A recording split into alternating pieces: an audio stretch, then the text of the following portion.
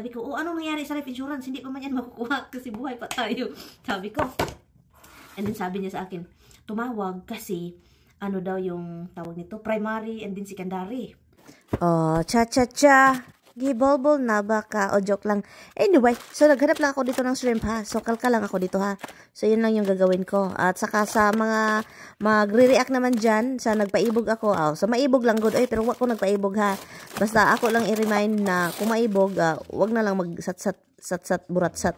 Satsat buratsat. So kung nakatira ka sa bukid at sa bundok-bundokin, no, ganito talaga yung buhay guys. Or mahilig din yung asawa ko talagang mamili, alam nyo na yan.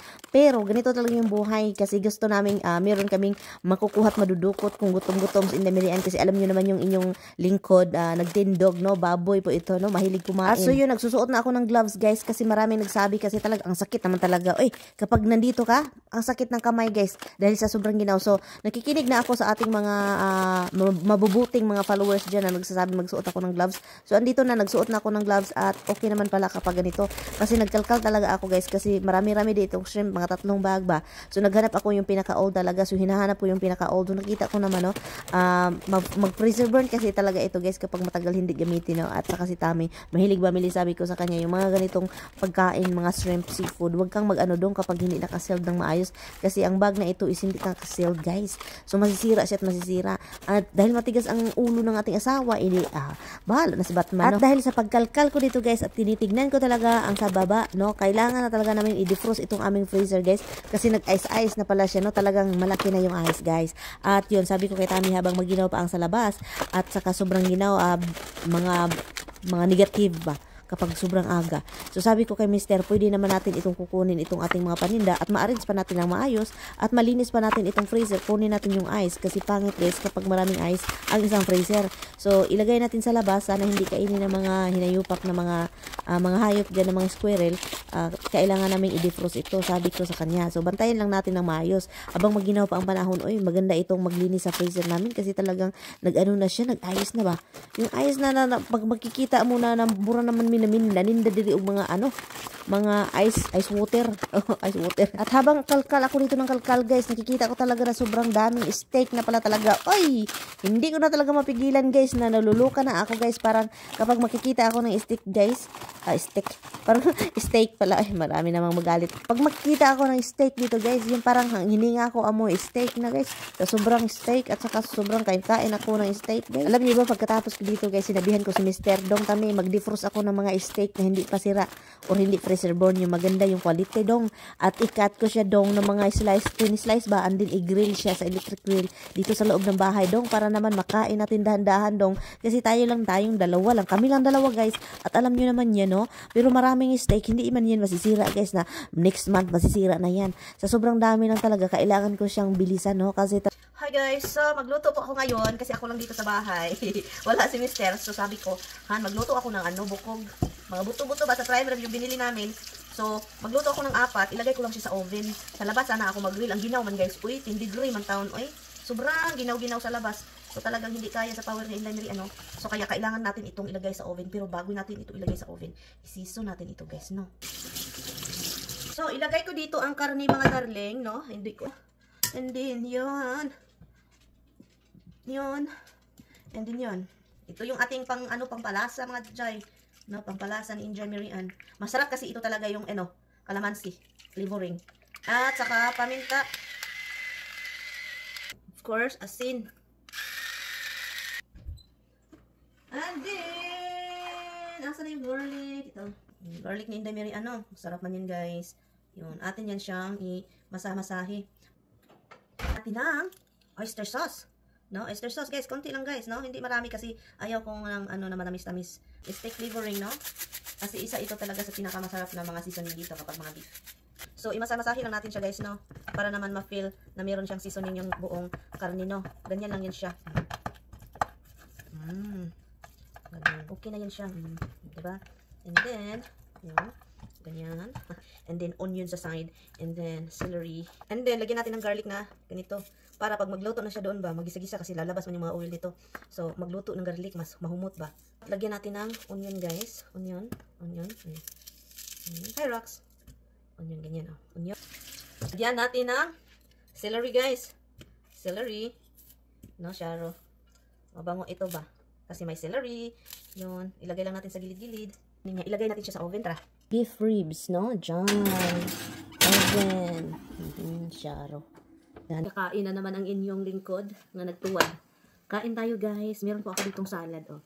Arugula. Kunti lang, guys, kasi hindi ko kakainin lahat kasi si Tami, no? So, yun. Ito yung prime rib na beef ribs. Kakainin natin at marami ditong yung gulay. And onion, of course. So, yun. Kain tayo. Bagong labas lang talaga ito sa oven. At, hopefully, mainit man ito, no? Mainit ito, guys. Salad ba? Ang sarap talaga ng arugula na gawa ko. Ang gulay. Masarap siya, guys.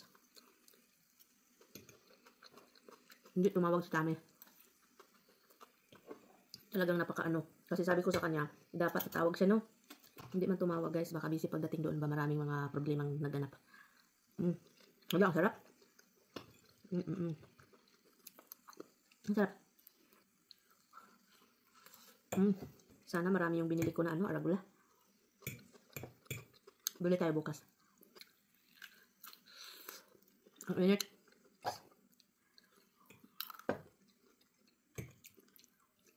Sarap ng arugula.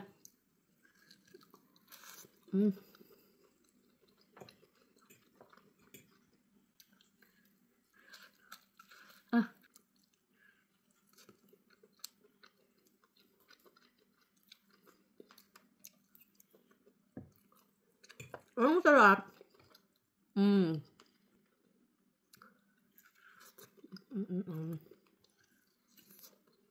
Ay, samahan ninyo ako, guys. Maglilinis tayo sa ating maduming refrigerator, no? Kasi matagal-tagal ko na itong hindi na, ilang buwan na itong hindi ko talaga nalinis, guys. May tagip-tip na ito. So, kaya, samahan nyo na lang ako dito, guys.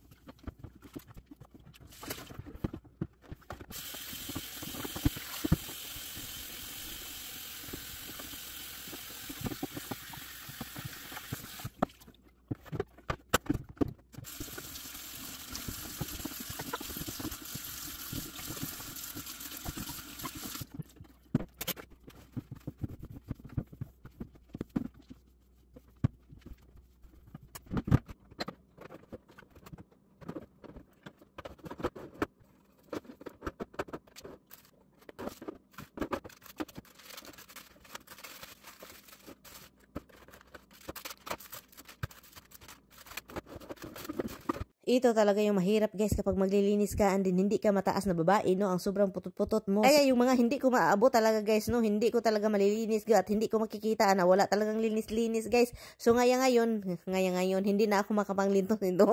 Kailangan ko ng tungtungan, guys, para makita ko talaga kung ano yung nasa ibabaw, no? Ang dami na pala dito hindi natatouch ni Tami at kailangan nang itatapon. Ang dami, guys, no? Sana naman hindi ito mahanap-hanap ni Tami.